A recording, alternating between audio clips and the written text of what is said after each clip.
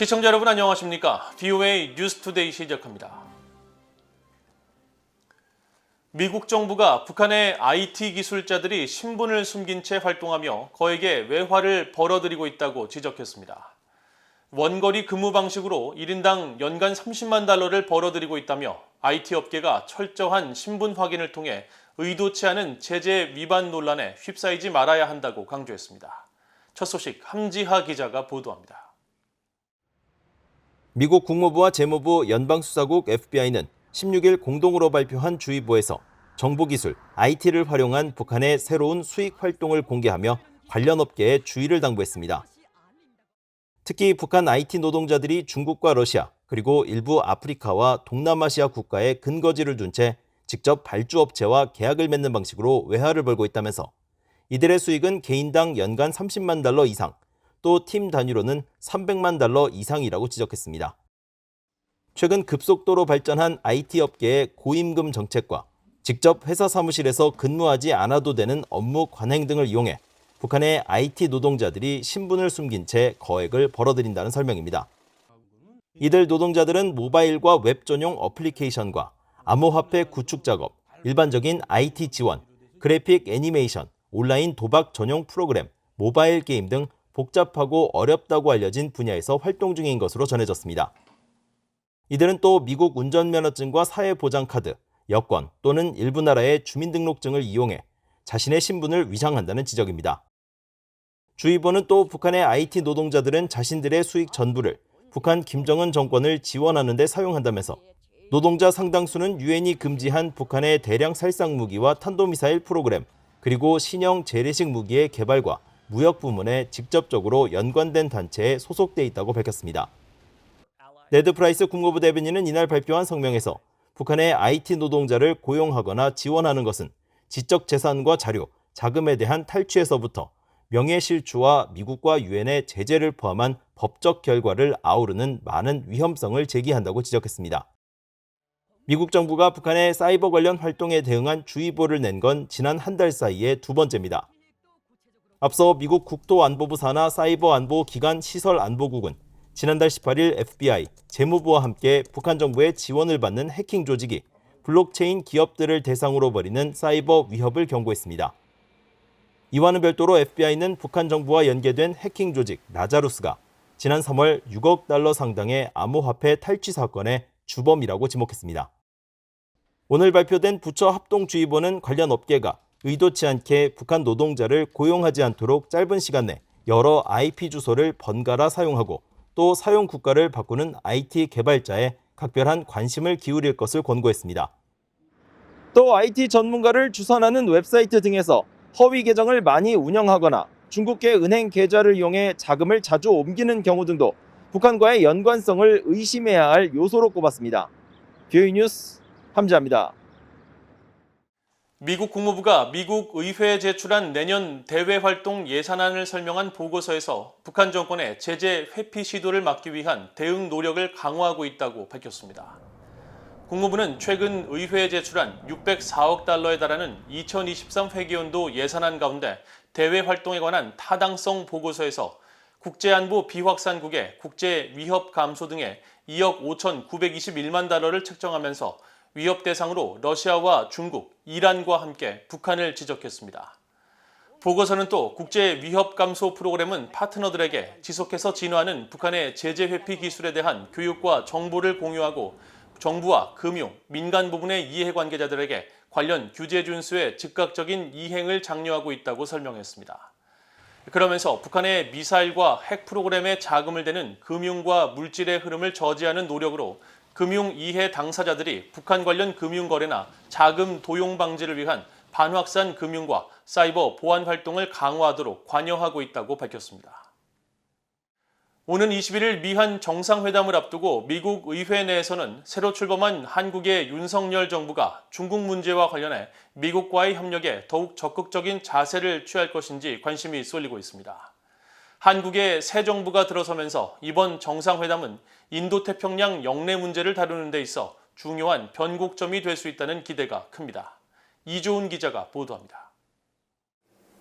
조 바이든 대통령과 최근 취임한 한국 윤석열 대통령의 첫 정상회담과 관련해 미국 의원들이 가장 큰 기대를 걸고 있는 사안은 중국 문제에 대한 양국 협력입니다. 공화당의 마르코 루비오 상원 의원은 최근 VOA에 이번 정상회담과 관련해 한국 윤석열 대통령이 중국 공산당에 대한 정책 재평가에 대해 고무적인 말을 했다며 새 한국 정부의 대중정책 기조 변화에 대한 기대감을 표했습니다. 그러면서 한국에 이어 일본을 방문하는 바이든 대통령의 첫 아시아 순방에 대해 바이든 행정부는 일본과 한국의 동맹국들에 관여할 필요가 있고 중국 공산당이 인도태평양 지역과 전 세계에 가하는 위험에 대해 심각하게 생각해야 한다고 강조했습니다. 바이든 행정부가 글로벌 공급망 강화를 위해 추진하고 있는 인도태평양 경제 프레임워크 IPEF 출범 여부도 중국 견제라는 맥락에서 의원들이 주시하고 있는 사안입니다.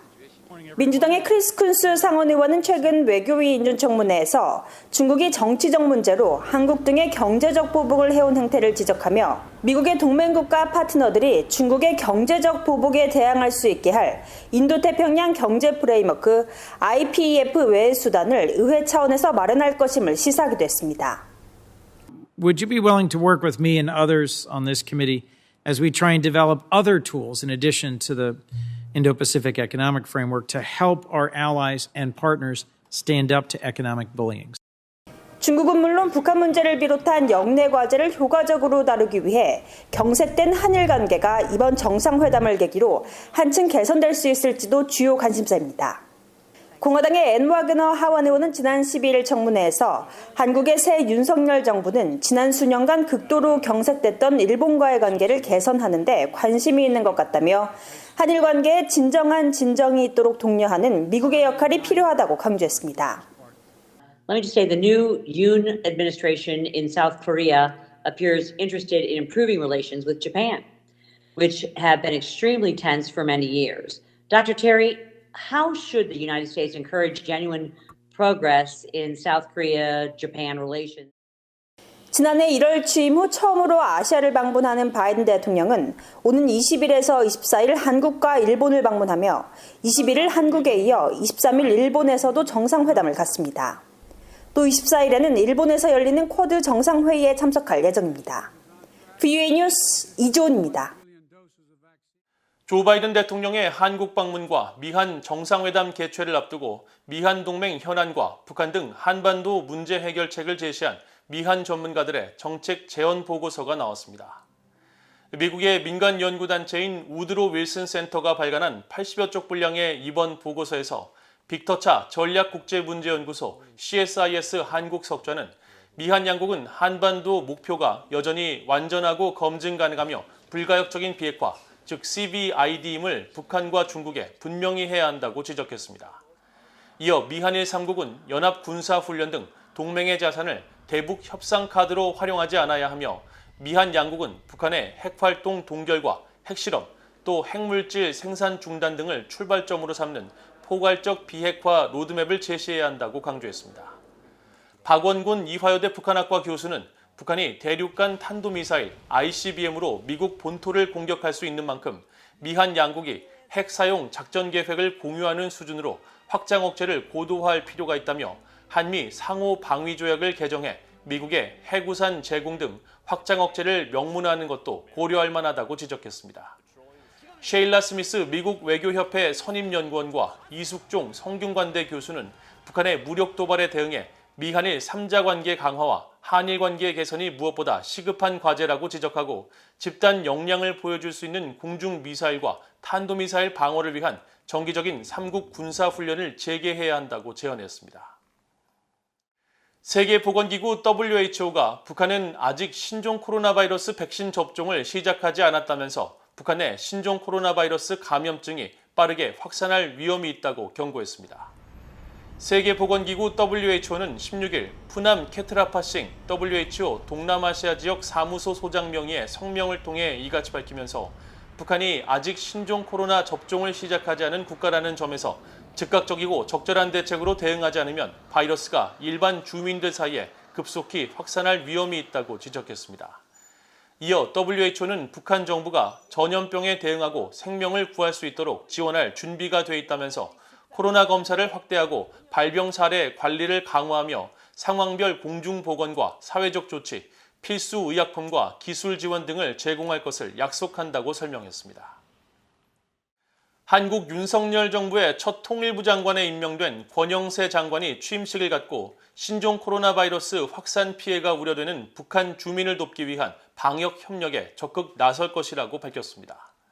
권영세 장관은 16일 세종로 정부청사에서 열린 제42대 통일부 장관 취임식에서 북한의 코로나 바이러스 확산으로 주민들의 큰 피해가 우려된다며 의료 방역 등 인도적 협력은 어떤 정치적 상황과도 연계하지 않고 조건 없는 협력을 펼칠 계획이라면서 북한도 적극적으로 호응해 주민들의 피해를 막는 데 협력할 것을 촉구한다고 밝혔습니다. 권 장관은 이어 북한이 지난주에도 탄도미사일을 발사했다는 사실을 언급하면서 북한의 비핵화와 대화를 통한 문제 해결, 공동 이익 실현 원칙 등을 견지하며 실용적이고 유연하게 대처하겠다는 뜻을 밝혔습니다. 이어 이산가족 문제와 국군 포로, 납북자와 북한 이탈 주민의 어려움을 해결하는 일 또한 통일부의 매우 중요한 과제라면서 실효적인 정책 마련에 나설 계획임을 강조했습니다. 이상으로 VOA 뉴스투데이를 모두 마칩니다. 시청해주신 여러분 고맙습니다.